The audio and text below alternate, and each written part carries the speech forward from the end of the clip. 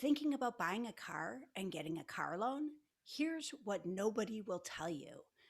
I'm Bridget Sullivan Mermel, and I've got a fee only financial planning practice in Chicago, Illinois. And I'm John Scherer. I've got a fee only financial planning practice in Middleton, Wisconsin.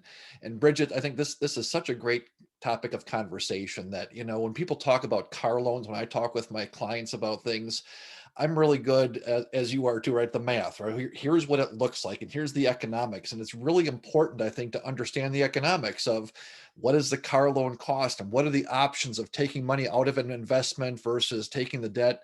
But one of the things that you've really taught me, and I'm interested to hear more about this, is the idea that it's not just the economics. There's also the psychological and emotional and happiness factors that play into this. And why don't you just talk a little bit about where those things come in addition to those economic factors? Yeah, well, the old adage that money doesn't buy happiness is generally a questionable. It does to some degree in some situations, but one of the situations where money can buy happiness is with cars. So people have an elevated sense of happiness generally for a year, maybe a little longer, after they buy a new car. So buying a car, and this could be a new used car too. It doesn't have to be a new car. So that change of difference and looking at it and being excited about it, statistically, people are happy about it. I mean, not every single person is happy. So you might feel like I'm not happy, but maybe my spouse is. So you might know somebody who does feel happy about getting a car, at least for a while when they get a new car. But the research shows that people do feel happier. One of the things that you said there, I think is really interesting, and like you're talking to me about this. For me, cars, that's just not a big thing for me, right? Right. So I'm kind of surprised, like, oh yeah, I'm happy for like a week, right? And I figure out how to make the thing work. But one really important point I think that you brought up there is it's not just about you, right? Okay, for Right. if you're in a relationship, right? My wife, it's how does that person feel about both about the vehicle, right? Maybe it doesn't turn me on, but man, if it's something that gives happiness, there's value in Right. that. And then the other thing is when you're talking about taking out a loan versus not taking out a loan, I can look at things in one fashion, but my spouse or partner also has, right? We have to think about these things, and that's an interesting that it's just not. I think about, oh, I'm buying a new vehicle, right? But it's this family It's a thing that goes family. on too, right? Whether even though it's maybe my car or your car, right? That's the one I'm going Right. to drive, but we got to think about how it works for both of us if you're in a relationship. That's a really great point. Right. So the first point is there is some happiness to be had. The second point is with loans. People tend to feel bad about having loans. Consumer debt makes people feel bad and makes them less happy. So, first, credit cards make people feel worse. Student loans make people feel bad, and car loans make people feel bad. Mortgages, not quite as bad. Yeah. They're not at all in the same category as the other three. So car loans give you what's called debt drag. So it reduces your happiness. So you can squeeze some happiness out of getting a new car, and you can squeeze more happiness out of it. Another tip, by taking joy rides, like by Huh. taking a ride just to enjoy the car.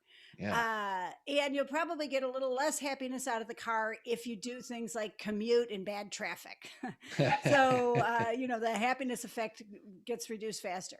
But the debt drag reduces your overall happiness. That's why people tend to feel good when they've paid off the car loan, but that's long after the happiness effect of getting a car, which lasts 1 or maybe 2 years. Usually the car loans are 3 to 5 years. So by the time you've paid off the car loan, you're long past any kind of happiness effect of getting the car. So I am against having car loans, mainly because this is it's kind of a wash financially. Usually when we work the numbers, it's kind of, well, there's kind of two sides to the story, and I don't find too compelling of issues. It's not, and so if you get a car loan, it's not going to be the worst financial decision you ever make, for sure, Yeah. probably for most Yeah. people. But from a happiness standpoint, you're not optimizing your happiness with having car loans. And if you particularly feel like, hey, I know myself well, I don't have debt drag, car loans don't make me feel bad, consider the happiness of your spouse or your family Yeah. as well. And they might have a different point of view on it. So it might make them happier if you don't have a car loan. Yeah, yeah. It's interesting. There's a couple things I wanted to unpack there. A lot of great information. So, one of the things is that taking a car loan, and especially in these interest rate environments, right, where you see Right. 1%, 2%, 3%, it's specific to the environment that we're in. Maybe in 5 years, car loans are 8 or 9 or ten Right. percent, and then you say, "Geez, maybe there's a little different approach to that from an economic standpoint, right?" But now it's not that big of a deal Right. economically. And I just love, that's why I love these conversations. And I like the numbers things, right? And it's well, and you said, and this is the things that I preach, and I know that you do too, is avoid credit card debt, avoid car debt, avoid but a mortgage, because your house is going to be worth more in the future, like that's okay. And I can show you the numbers on the thing. Here's that. But it's not just the numbers, right? It's Right. also this idea of how do you feel about it? How in general is your response to those things? And so much of our money life is about how we feel about it, right? Right. Number one, we need to know some of the math, right? We talked about in a previous episode about how math can be a tough thing, but you need to know some of that stuff.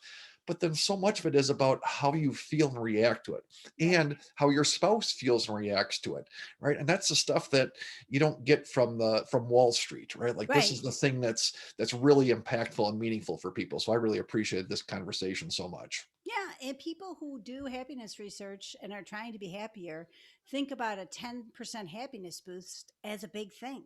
Oh yeah. So so this is one of those things that if you work it right, it can help your happiness edge up.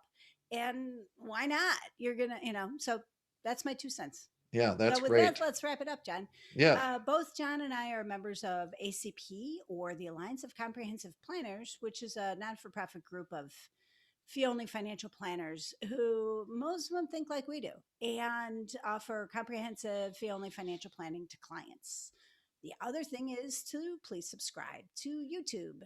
It helps our credibility with YouTube and helps us show up in your feed, and helps other people find us. With that, let's wrap it up. Thanks, John. All right. Thanks, Bridget.